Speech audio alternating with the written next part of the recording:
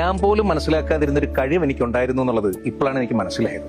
ഇത് കഴിവാണോ കൊള്ളാമോ എന്ന് നിങ്ങളൊന്ന് പറയണം. ഞാൻ ചെയ്തൊരു ലാൻഡ്സ്കേപ്പിംഗ് ആണ് ഈ കാണുന്നത്.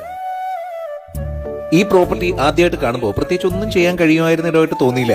ഒരുപാട് റിസർച്ച് ചെയ്ത് മനസ്സിലേക്ക് വന്ന ആശയത്തെ ഒരു പേപ്പറിലാക്കി ക്ലയന്റുമായിട്ട് സംസാരിച്ച് സെറ്റാക്കിയിട്ടാണ് പണി തുടങ്ങി. സ്പേസ്മോർ എന്ന ടീം കൺസ്ട്രക്ഷൻ ഏറ്റെടുത്തു. ഗ്രീൻ ഹാർട്സ് എന്ന ടീം നമ്മുടെ പ്ലാന്റേഴ്സും പിന്നെ പ്ലാന്റ്സും ഒക്കെ ഏറ്റെടുത്തു. കട്ടയ്ക്ക് കൂടെ അങ്ങ് നിന്നു.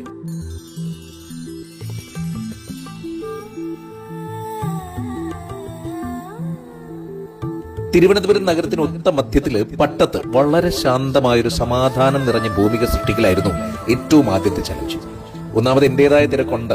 അതുകൊണ്ട് തന്നെ രാത്രികളിലാണ് ഈ റിസർച്ചിന് ഞാൻ സമയം കണ്ടെത്തിയത്.